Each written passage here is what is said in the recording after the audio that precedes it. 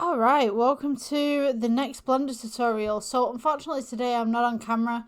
I'm testing out a new piece of software that I'm using for Blender because my last recording software that I had for Blender doesn't play well with Blender and it's basically slowing down my PC. So what I'm going to do today is I'm going to teach you a basic phone background and we'll see how the recording goes and how basically everything is with the recording software that I'm using.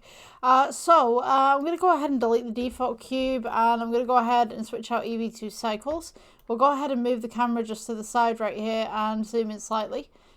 View will change to align view and camera to view. Now depending on your background and what you would like, is dependent on how big this box is going to be. So if you go to the outputs just at the side right here, we can go ahead and change this. So I'm going to go ahead and put in my phone dimensions. So we got 3088 right here. Alright, so this is my phone right here. I'm going to go ahead to add and plane. S for scale, bring this outwards just as such.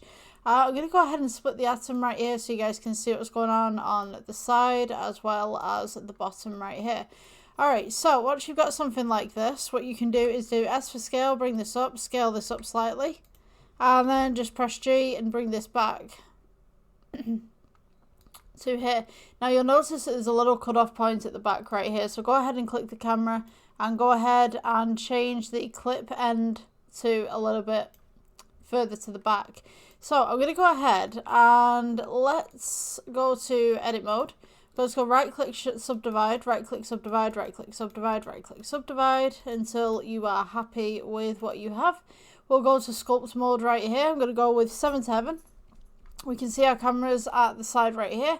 And so what we can do is we can now start making some nice little waves. Just here.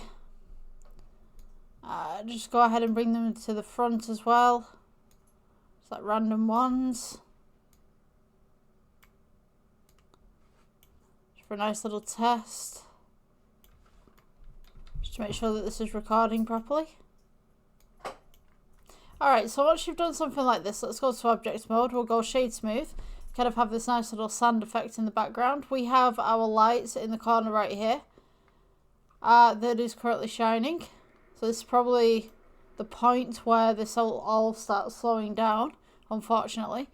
So what I'm going to do is let's go to shading tab. Let's go with new. Let's add a noise texture.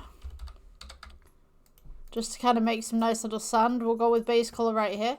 You're going to want to go ahead and scale this up as much as you possibly can. We're going to go ahead and add in a color ramp. Just about here. We'll go with a nice orange.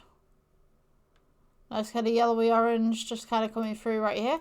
And what we'll do is let's go with plus again. And I'm just going to make a lighter shade just as such.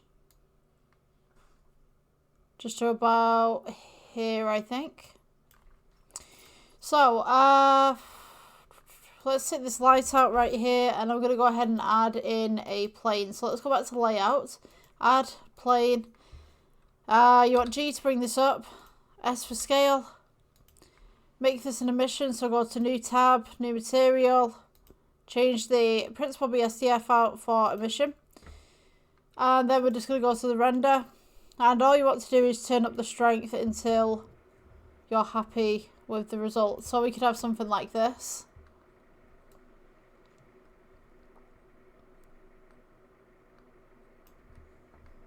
As such.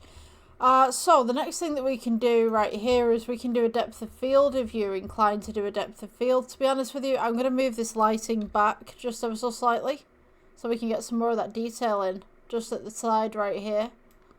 And then I'm going to go ahead and change the background to black. Just to have that nice little fade coming through. So you can add a depth of field to this. So this is just a little bit of a test video to see how this works on YouTube. I hope you guys enjoyed and I will see you in the next one. Thank you for watching.